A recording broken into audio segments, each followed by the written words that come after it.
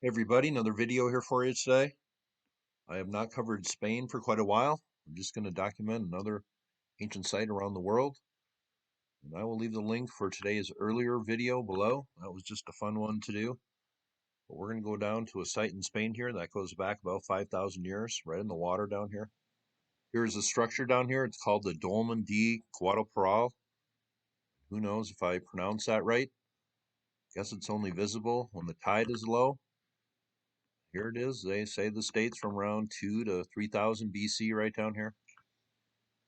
This is called the Spanish Stonehenge also, just because every circular stone structure found throughout the world is called the this and that Stonehenge.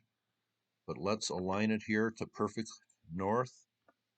Seems this might be looking at the rising sun on the spring equinox maybe.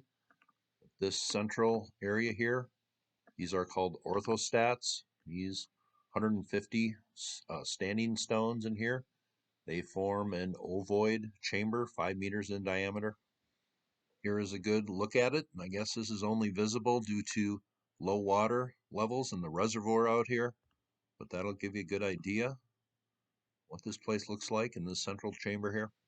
This entranceway into the chamber right down here is just a little under 70 feet long. So that would be what, a little over 20 meters long. And I'm sure they were viewing the rising sun from across the waters here on the spring equinox. That is just what I assume based on all my videos and looking at archaeoastronomy. But right at the entrance here to this chamber, there was a serpent carved on one of these standing stones here and some cut marks kind of grooved into the rock. Here is that standing stone. I guess right here, this is the serpent, and there are some little indentation, little cut marks here in this standing stone, and those appear to be pretty large, coming from 3000 BC. That's pretty interesting. Talked about the serpent in India and Egypt and the Mayans and ancient America and the spring equinox and how important that was, and places like Borobudur and Angkor Wat. Here in Spain, the serpent, the spring equinox. Not sure what these little cup marks represent, but that is pretty cool there. Here is a look from 2012. And the water level was a bit different here. And I guess it all depends on the water level of the reservoir, how much of this can be seen. Here across the way, you notice the beach lines here designating different water levels, and I talked about that last night. Lake Missoula, my Camas Prairie Great Ice Age Flood video. Here's a look from about 8 years ago here at this site. This type of construction is not uncommon in the Iberian Peninsula. This was once covered in dirt and gravel, a mound. Then there's an outer mound here, and I believe that is what the mound that covered these stones was resting upon at one time, probably wiped away by the water. This could have been a burial chamber in here. Some people say this was a solar temple, and I have no problem, maybe even both, if it's aligned to the spring equinox sunrise. Here's a look at that central chamber, different water level here.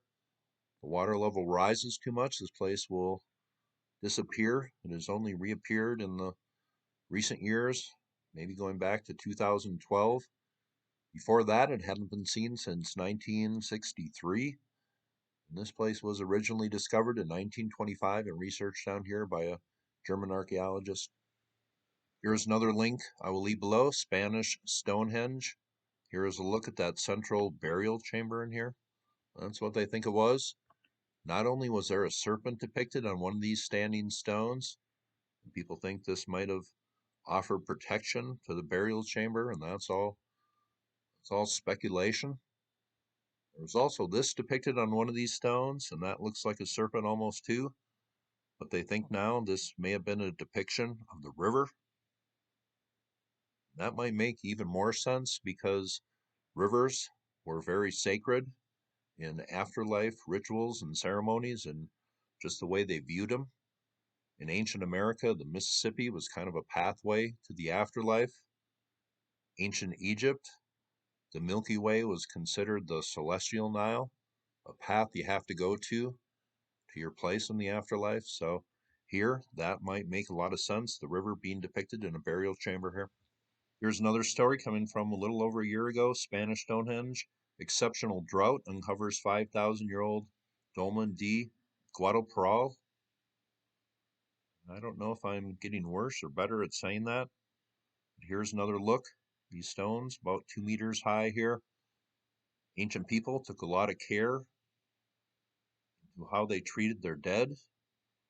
They really associated their stories to the path of the sun. That's why it's aligned to the spring equinox, I would assume. Right down here, here is a map of Spain, where the site sits today.